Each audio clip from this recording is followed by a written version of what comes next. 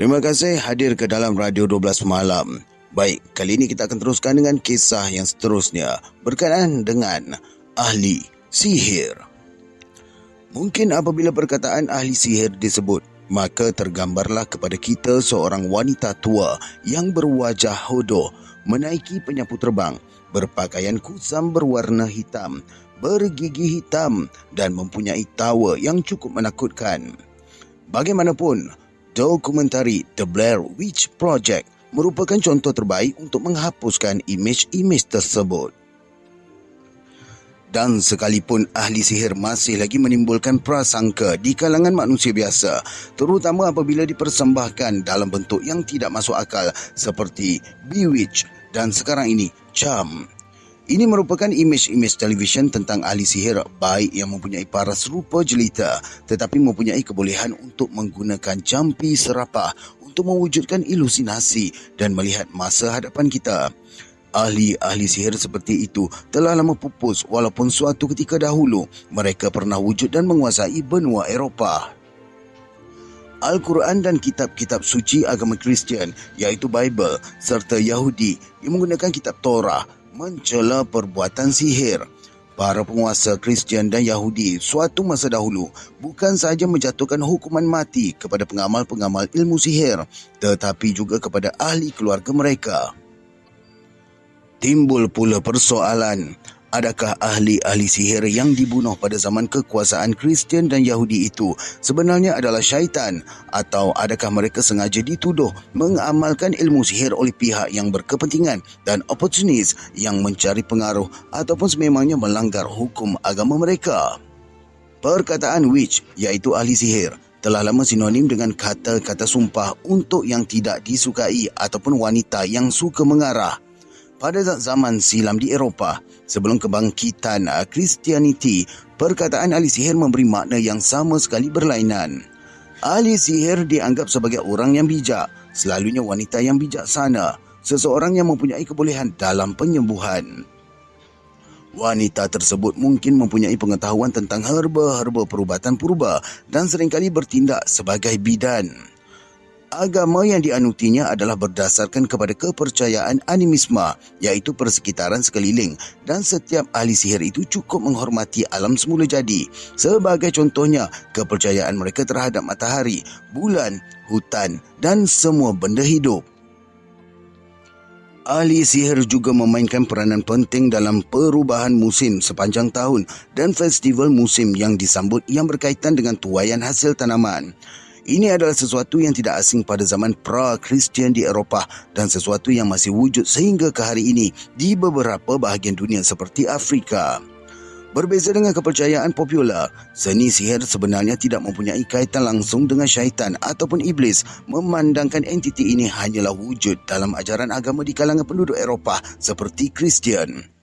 Ahli-ahli sihir yang menyembah alam semula jadi dalam agama tua, agama pra-Kristian, tidak mengiktiraf kewujudan syaitan. Sebaliknya, mereka amat takut dengan beberapa jenis semangat dan hantu seperti imps dan spirits yang menghuni di hutan belantara dan gua-gua. Bagaimanapun, selama berabad-abad, ahli sihir berkonflik dengan kepercayaan Kristian yang baru yang menolak kepercayaan pagan yang menganggap alam semula jadi hidup dan memberi kehidupan, sama seperti kepentingan wanita dalam sistem tersebut. Pada zaman pra-Kristian di Eropah, kebanyakan penduduknya mengikuti ajaran pagan tanpa banyak soal jawab dan atas kepentingan berdasarkan perubahan musim dan muka bumi. Ahli-ahli sihir purba menganggap dewa adalah Tuhan dan kerana itu mereka telah mengiktiraf sejumlah dewa dan dewi bergantung kepada musim atau apa sahaja keadaan di mana mereka terlibat. Ahli-ahli sihir dan tuduhan bersekongkol dengan syaitan telah menjadi cabaran kepada gereja apabila mereka menghadapi masalah untuk mengembangkan ajaran Kristian, memandangkan agama tua itu terus dianuti dan tetap popular di kalangan orang biasa. Gereja telah menafikan kuasa ahli sihir dengan mendakwa golongan ahli sihir adalah pendongeng dan ejen kekarutan. Tiada yang lebih berkuasa melainkan Tuhan. Pun begitu, populariti tentang agama tua itu tidak mati begitu sahaja sekalipun pihak gereja telah mengenakan tekanan melampau demi mendapatkan sokongan dan ketaatan penduduk Eropah. Seperti yang dapat dilihat, untuk mendapatkan kekuasaan mutlak, gereja akan menyingkirkan semua pesaing-pesaingnya.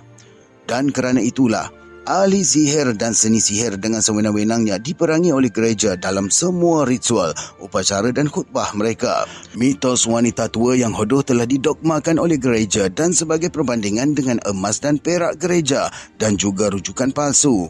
Ahli sihir diasingkan dan dipulaukan. Ahli-ahli sihir tersebut telah dihalau ke dalam hutan dengan alasan supaya tidak mengancam keselamatan orang ramai. Malangnya, seni sihir tidak mati secepat yang dijangka.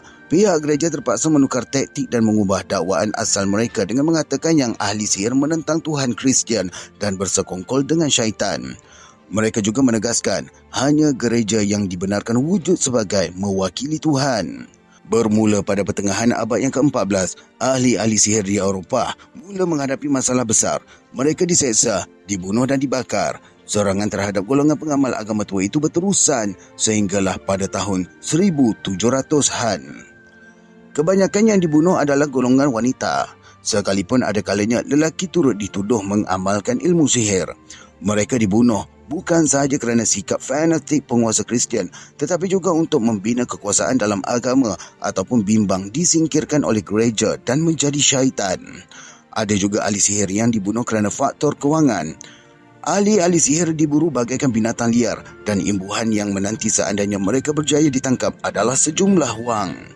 Dalam keadaan inilah, mereka yang berkepentingan dalam sistem agama dan golongan ekstremis lelaki telah membunuh ramai wanita hanya kerana syahwat sangka memandangkan tiada seorang hakim yang dapat menentukan sama ada mangsa adalah ahli sihir ataupun tidak.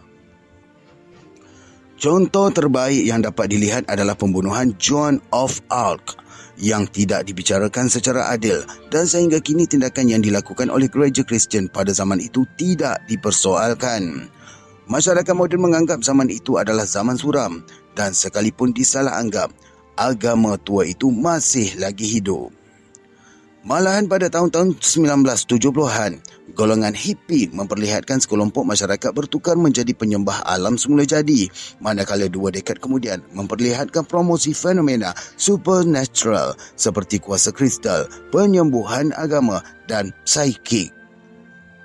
Bagaimanapun, dalam kebanyakan kisah sejarah dan warisan seni sihir, banyak elemen-elemen agama tua itu masih lagi digunakan sehingga ke hari ini. Pada zaman silam contohnya, sesetengah perigi atau telaga dengan air yang mengalir dianggap mempunyai kuasa dan seringkali digunakan untuk mendapatkan nasib yang baik atau penyembuhan. Hari ini, kita dapat melihat persamaan dalam agama Kristian dan air suci. Kotak hitam dan bertanda kotor dianggap sebagai simbol negatif dan syaitan dalam sihir hari ini. Pada zaman Celtic purba dianggap sebagai sumber pengetahuan, penyembuhan dan ketenangan. Selain daripada kuasa negatif, dia juga dianggap tanda positif yang mempunyai kaitan dengan kehidupan seseorang. St. Patrick, ulama Kristian terkenal di Ireland, dengan bantuan beberapa orang pendakwah yang lain, telah berjaya mempengaruhi Celtic Irish untuk memeluk agama Kristian secara harmoni pada abad yang kelima. Tidak mengejutkan, hari ini St. Patrick dikenang oleh golongan Kristian kerana ajarannya yang lemah lembut dan mengesankan berbanding dengan pendakwah-pendakwah Kristian yang lain. Mungkin para pendakwah awal Kristian percaya kelembutan dan takut kepada Tuhan adalah nilai sebenar dalam agama tersebut dan bukannya meningkatkan kuasa gereja menjadi satu institut penguasa secara keseluruhan dalam segala bidang kerohanian. Orang Ireland mungkin menikmati ketenangan dan tidak seperti pemaksaan ke atas masyarakat Eropah lain dan dunia baru iaitu Amerika Syarikat di mana mereka terpaksa berhadapan dengan pedang dan api seandainya enggan memeluk agama Kristian.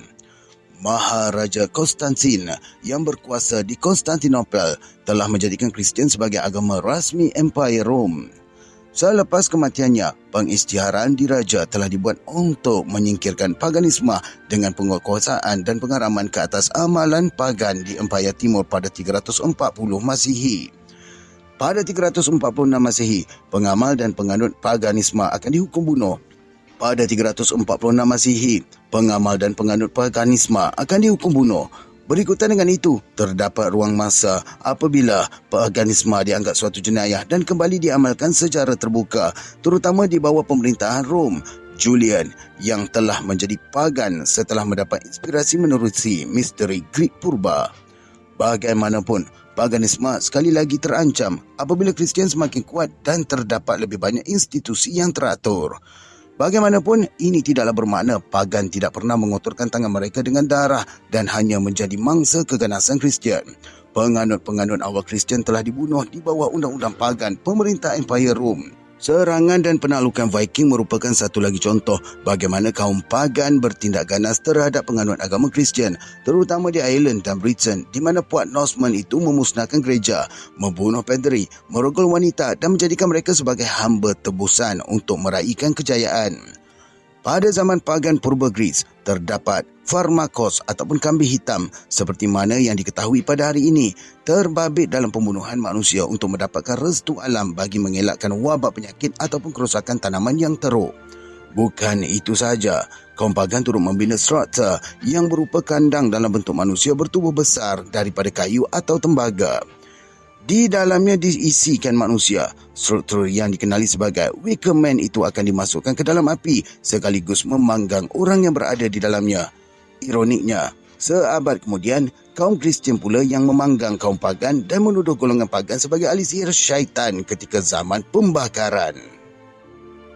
Terima kasih kerana mendengar daripada mula sampai habis. Sekiranya anda mempunyai pandangan ataupun cadangan cerita-cerita yang lain-lain, bolehlah type di dalam ruangan komen ya.